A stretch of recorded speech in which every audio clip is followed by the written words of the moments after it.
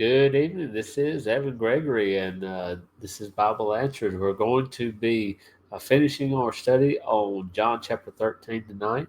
And what we've seen so far in John chapter 13, we see where Jesus washed the disciples' feet. He tells them also during that he's basically giving them details as to who's going to betray him, leading up to eventually his crucifixion, his arrest and crucifixion, and so that's where we ended in John chapter 13 on the last show. And as always, this is a live show. If you've got any questions or comments, feel free to leave that here. And so we picked up in verses 28 and following. And so, not just a whole lot of verses till the end of the chapter, but again, the context here is he said, let's just go back, that he basically gives him a clue as to who is going to betray him. He says, it is he to whom I shall give a piece of bread when I've dipped it. We see that he dips it and gives it to Judas. And so Judas is given that. He tells Judas that whatever he's going to do it quickly. And then we pick up in verse 28. It says, but no one at the table knew for what reason he said this to him. For some thought because Judas had the money box, that Jesus has said to him, buy those things we need for the feast, or that he should give something to the poor. Having received the piece of bread, he then went out immediately, and it was night. This is very interesting to me because, again, let's just go back. They ask him, and let's go even further back, verses 18 through 22. So he tells them very clearly that one of them is going to betray him. And then it says that the one who Jesus loved, this is commonly referred to as John here. John asks him who it's going to be. Jesus tells him it's one who he gives the bread to, and he gives it to Judas. But yet then we see where they still uh, don't really know what he's talking about. They know that he gave them the bread.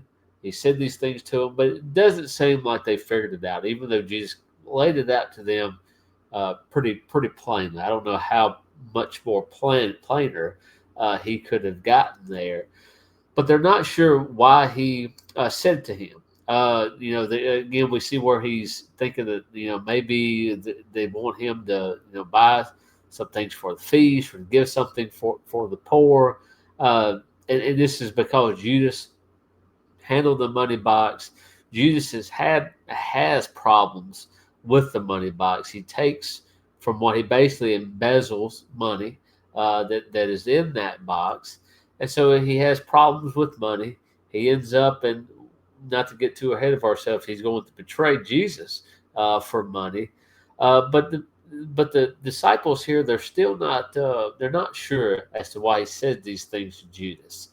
And so Judas then as it says earlier, that Satan enters him and he leaves immediately after he received that piece of bread. And so that takes us into 31 through 35. It says, so when he had gone out, Jesus said, now the Son of Man is glorified, and God is glorified in him. If God is glorified in him, God will also glorify him in himself and glorify him immediately. Little children, I shall be with you a little while longer. You will seek me. And as I said to the Jews, where I am going, you cannot come. So now I say to you, a new commandment I give to you, that you love one another as I have loved you, that you also love one another. By this all will know that you are my disciples, if you have love for one another. So we see this phrase. It says the Son of Man is glorified, God is glorified in him.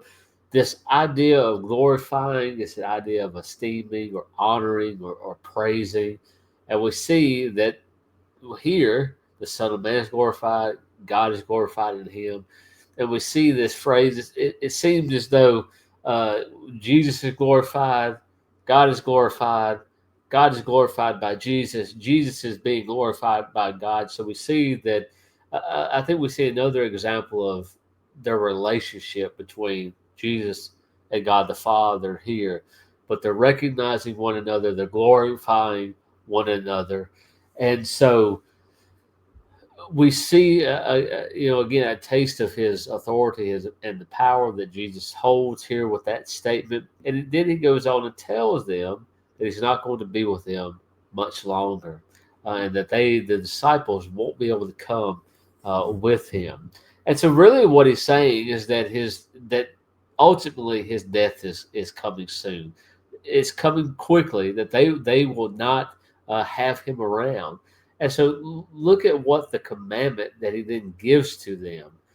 He doesn't say, go build up an army, go start preparing for war, anything of that nature. He says, I'm not going to be here much longer. But then notice the new commandment here. It says that you love one another as I have loved you, that you also love one another. Now, notice that phrase, as I have loved you. Well, how much has he loved them? Well, he's loved them enough to come here. We know, if you're familiar with the Bible, that he's loves them enough to die for them.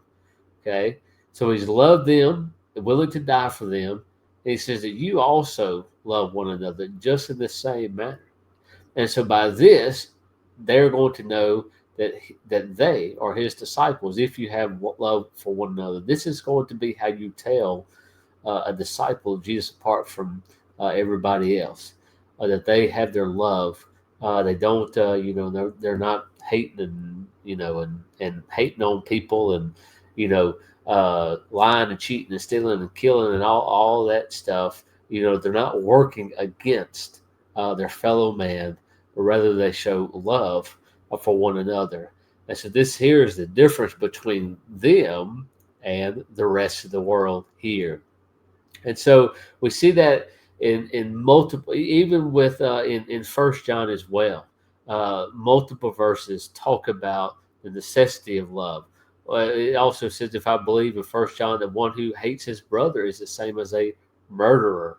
And so one cannot have hate in their heart and still be a disciple of Jesus. And we see the preeminence of love here in this statement here.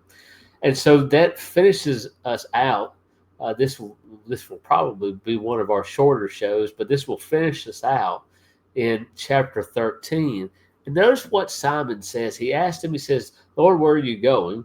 Jesus answered him, where I am going, you cannot follow me now, but you shall follow me afterward. Peter said to him, Lord, why can I not follow you now? I will lay down my life for your sake. Jesus answered him, will you lay down your life for my sake? Most assuredly, I say to you, the rooster shall not crow till you have denied me 3 times. Peter, always being inquisitive and asking questions and having these conversations with Jesus here. Peter asked him, where is he going? Jesus again says, you cannot follow me now, but you are going to follow me afterward. And here we have Peter saying that, basically saying, asking, why can I not follow you now? I want to follow you now. We see that he's ready to go. He says that I will lay down my life for your sake. And so in other gospels, we see this zeal that Peter had, that he's saying, I'm going to stick with you to the very end, even if I have to die. I'm never going to deny you. I'm never going to run away from you and claim that I'm not a part of you. I'm not a part of your disciples. And so he's very bold and acting courageously here. But notice how Jesus responds to this.